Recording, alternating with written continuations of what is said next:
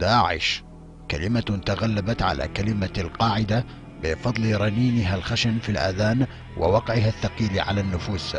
يرتبط هذا الاسم بمشاهد القتل البارد وعصابات الملثمين وبيارق السواد، وكأن هذا التنظيم أنشئ لزرع الخوف والموت. ومن مثلا، لما لم تظهر في فلسطين لمحاربة الكيان الصهيوني؟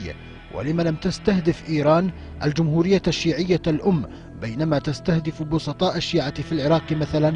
ألم يتهم رئيس الحكومة العراقية نظام الأسد بقتل العراقيين في شوارع بغداد وشكاه بمجلس الأمن في يوم من الأيام؟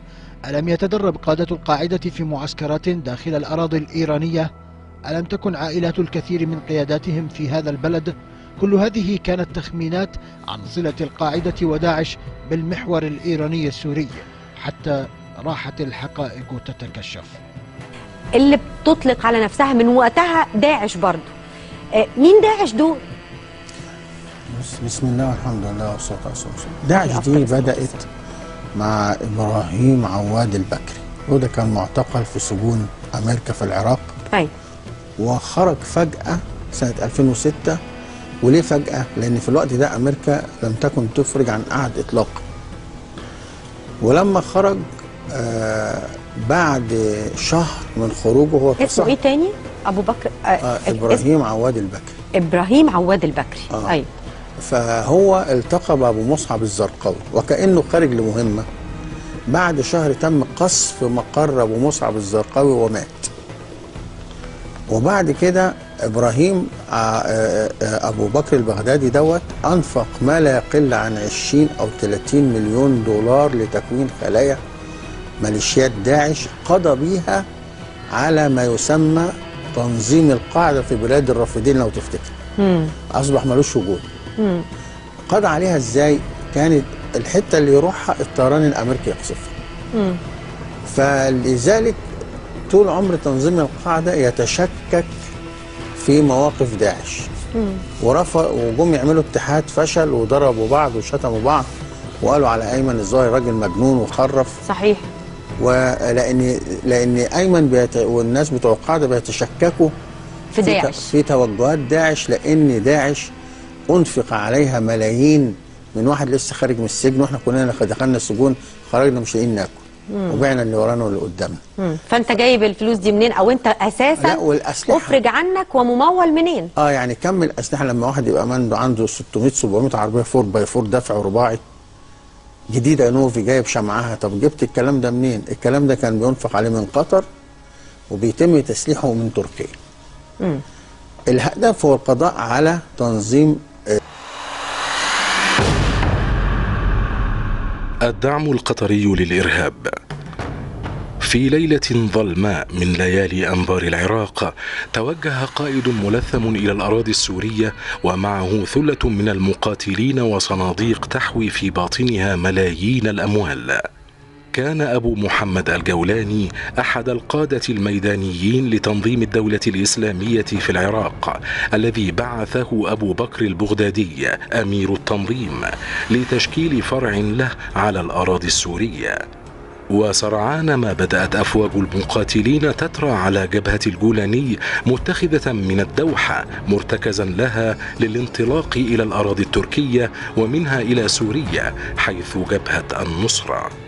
القطري عبد الرحمن النعيمي كان الماسورة التي أمدت شريان القاعدة في سوريا بالمال والسلاح والرجال تحت ستار جمعيته الخيرية وبحماية الدوحة.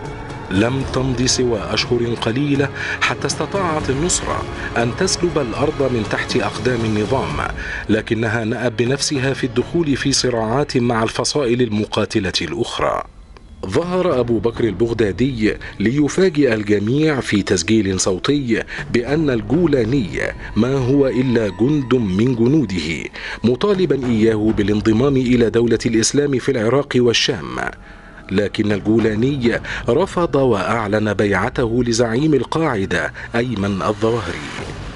حل العقاب على الجولاني سريعا، فها هم المقاتلون التكفيريون يحلون ضيوفا على الدوحة ويحملون بالمال والسلاح ليطيروا على تركيا ومنها على سوريا للقتال في صف داعش، هذه المرة في مواجهة فصائل المعارضة السورية جميعها وعلى رأسهم النصرة. سهلت قطر حسب شهادة صدام الجمل أحد المقاتلين التائبين سيطرة داعش على المعابر الحدودية بين سوريا وتركيا في إعزاز وباب السلامة، حيث تلقت ترسانات من الأسلحة الثقيلة والخفيفة لتمارس داعش القتل في صفوف الجميع وتدخل سوريا في الدوامة الشيطانية. وفي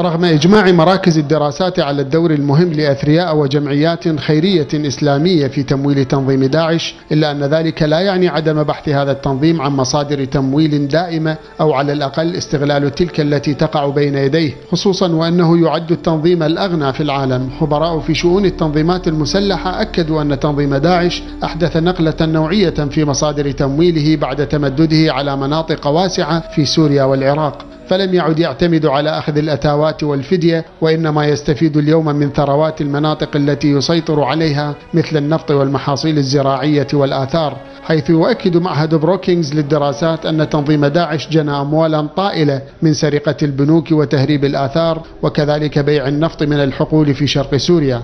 وفي تطور ليس ببعيد عن ملف التمويل، تحدثت أنباء نفتها قيادة البيشمركة عن بيع التنظيم ل12 دبابة تابعة للجيش العراقي استولى عليها في الموصل لإقليم كردستان، فضلا عن تسريب ما تبقى منها إلى سوريا، وهو ما أكده المرصد السوري المعارض، مؤكدا استخدام عدد من الدروع والآليات العراقية في معارك خاضها التنظيم في حلب. تنظيم داعش الذي وجد الكثير من مصادر الثروات والتمويل في المناطق العراقية التي يسيطر عليها بادر إلى الاستفادة منها، وخصوصا حقول النفط، حيث كشفت مصادر عراقية مسؤولة أن تنظيم داعش يبيع يوميا حمولة نحو 100 صهريج من النفط الخام من حقول جبال حمرين وحقل عجيل ومجمع الجيار النفطي شمال المحافظة، وبأسعار تتراوح بين 10,000 و14,000 دولار للصهريج، وبالتعاون مع مافيات مختصة بنقل وتصريف النفط الخام.